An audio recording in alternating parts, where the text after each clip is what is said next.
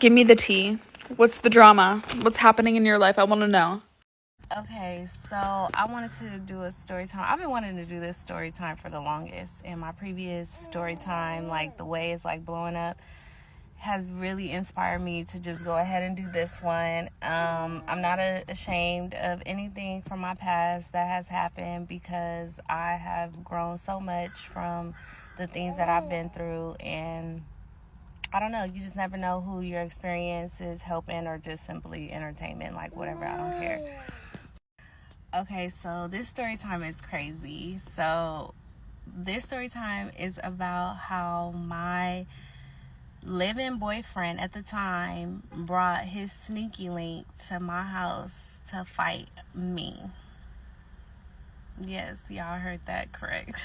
Okay, so I had my boyfriend. We were together for 6 years, and it was one of those relationships that I would classify myself as a little slow. Like, I was a little bit of an idiot. I stayed longer than I definitely should have. He just was like a serial cheater all the time. And the days leading up to him doing what he did, bringing a girl to our house to fight, he was acting different. So he basically chose up with this girl. Like, he met this girl and he was really feeling her, and he was in his head thought he was ready to choose up. So with that being said, so like the things that he was doing, like before, or if y'all want me to get into those details, like, oh, what was the signs and stuff like that, I'll do that in a separate video. But basically, he was acting funny. This was around 4th of July. We normally spend like all the holidays together. We do everything together. But this particular holiday, he was like super adamant about doing something separate. So I was like distraught. Like, just make a long story short, I was like what? You don't want to spend like 4th of July together? Like, why are you acting like that? Like, I was really, really hurt by it. So he ended up saying like, well, if I stay here at the house with you, like, don't say nothing to me. I don't want to, like, we not finna be kikiing, having a good time. Like, and so he made me basically feel like I was putting him in a miserable situation by asking him to spend time with me or be with me on 4th of July or whatever. So, you know, my pride at the end of the day is gonna be like, well, then don't stay. Like, go where you really want to go. Like, you see me clearly hurt and you still like choosing to be this way. Okay, go do what you really, really want to do. And when I gave him that green, there was no hesitation. Like, he immediately was like, okay, I'll see you later. So I eventually got over it. I was in nobody's mood to go anywhere, which I probably should have. And that night he ended up texting me. And as soon as he texted me, I called him like right away. Like, okay, you texted me, let me call you. So when I call him, first red flag, he's not answering. So mind you, he just texted me, and you're not answering none of my calls because I called him a couple of times. Then he eventually starts texting me back, and he's like, oh, I can't talk right now, or something he was saying, but it was like obviously bogus. Like, it was just a big red flag for me, and I couldn't put my finger on it, but I was just feeling some type of way. And at the time, we only had one car, and he took the car. So, mind you, what he was telling me his plans is he was going to his best friend's house. So, at this point, it's like 2-3 o'clock in the morning, and I'm like, if you just with your best friend, why you not answering my calls? So, this is when the crazy girl starts to come out. So, I decided, I was like, okay, I'm going to catch an Uber and we could talk in person. So I get in an Uber 3 o'clock in the morning, and I pull up to his best friend's house. Nobody's there. Nobody's answering the door. I don't see the car, whatever. And I'm just like, what the heck? So I end up eventually, like, I'm texting him like, what's going on? He not answering none of my texts, none of my calls, nothing. Like, he's completely like ghosted at this point. And I'm like, okay, let me go home, it's late. Like, I'm literally standing outside. Clown shit, oh my gosh. I'm literally standing outside his best friend's house by myself in the middle of the night, and I'm trying to call another Uber, like, or order another Uber. And it was so late that Uber was like, yeah, we can't find a driver for you right now. Like, you're going to have to try again later.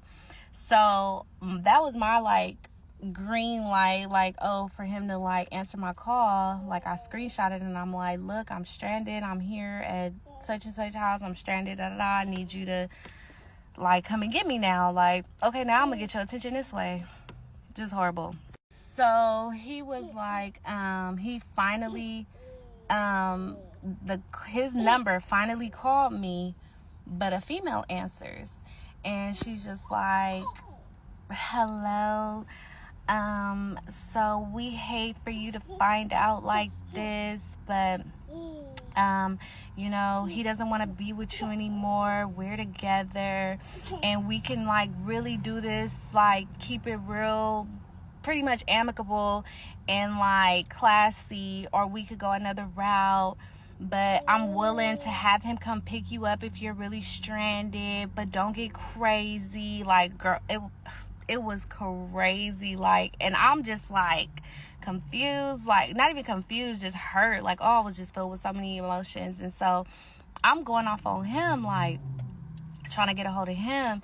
Like, what the fuck? What are you doing? Like, what the heck? This how you do me? Like, we live together. And he's in the background, like, he was really choosing up, y'all. Like, he was just like, F you, B. Like, don't nobody want to be with you. Like, shut the F up. Like, I'm gone, da-da-da. Like, and so I'm just hurt. Like, I'm just like, damn, can I get a little sympathy? Like, I know you did what you did, but damn, like, can you sympathize with a bitch? So then eventually, like, I'm still trying to order an Uber at this point. And eventually an Uber situation comes through. Thank God she was a female. Like, it was nothing funny, nothing sketchy, even though it was super late and super dangerous. And I tell him, like, I'm going to the house. Like, you get your stuff. Like, you could go, da-da-da. So it was so long ago. So I'm trying to, like, just really give y'all the grits and potatoes of the story. But he ends up pulling up to the house. And so initially he didn't bring this girl that he was with to the door. But me and him, he come in the house and he just, like, we just get into it, like, real bad. Like, real bad. I ain't gonna tell y'all, like, because I don't know, like, what I can say, what I can't say or whatever. But yeah, we get into it, like, real bad. And so all of a sudden, it's a knock at the door, and I open the door, and it's the girl. It is the girl at my door, like, summoning my nigga, like, okay, babe, let's go. Like, you got all your stuff? Oh my God. So literally this situation turns into, like, 2 against 1. Like, not physically, but just, like, verbiage. Like, it was just me against these two.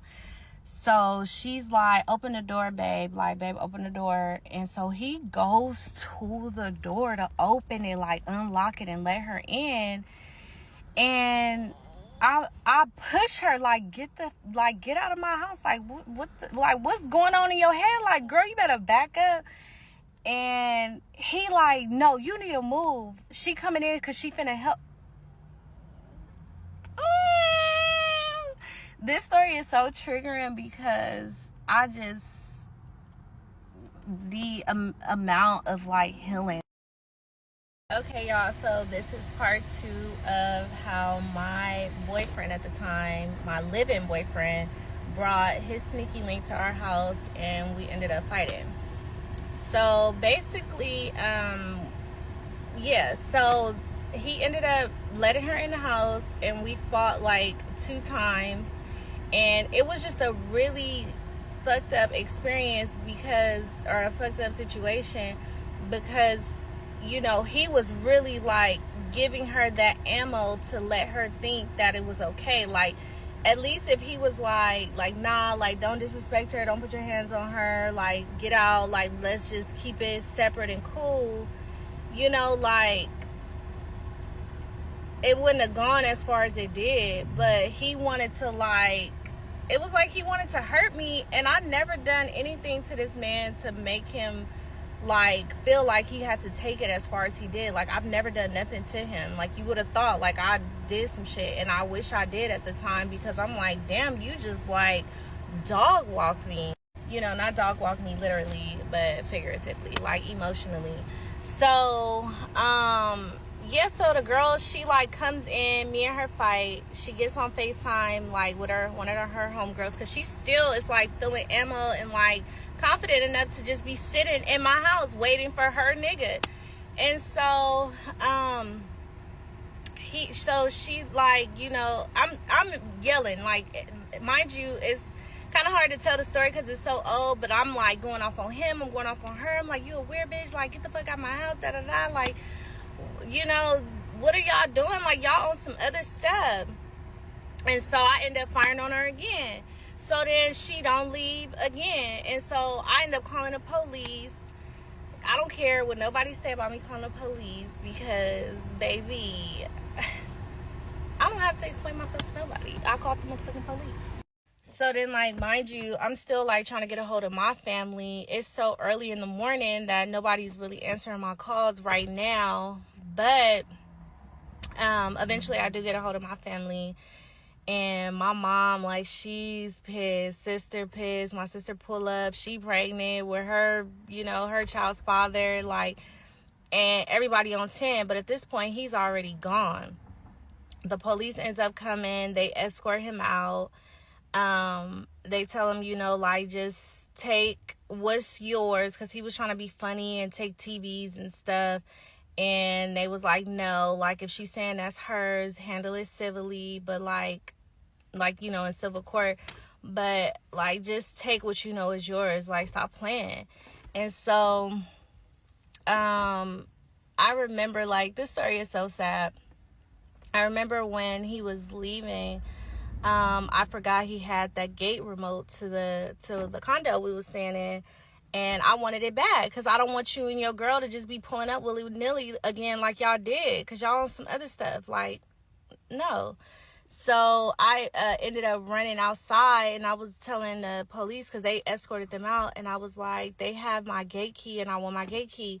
And so when the police like went to their window, to the car window, he was like, oh, you need to give her a gate key. And he like just threw it at me. It was just crazy. He just threw it at me like, here, like, get your shit, like, don't nobody give a fuck about none of this shit. And yeah, and it was just like, I think the hardest part through everything was just watching them like just drive off, and I'm just like, my world just crashed down like in a matter of like minutes, you know, like, it was just crazy. And I didn't even tell y'all, like, he like was kissing her in front of me and stuff. Like, he really was like antagonizing me and using her to do it, and she really was like falling for it, like falling for him. She really thought like he chose up and this was her nigga, like. And he just, I'm telling you, y'all would think I did something to him. I did not do nothing to this man. I don't know why he took it this far. I don't know why he did this. To this day, I don't know, and I don't care to know. So fast forward, so mind you, I told you, like it was, everybody just came to my house, like, everybody pulled up, they hit him up. I'm sure y'all can imagine how it went once everybody got word, like, what happened. And so everybody pulls up to my house, and you know, like, they just trying to make me feel better. It was a lot. You know, I'm like getting my little sippy sip on, and he ends up texting me like on some like, I am so like so sorry, like, not saying I was falling for it, but he was like super apologetic, right?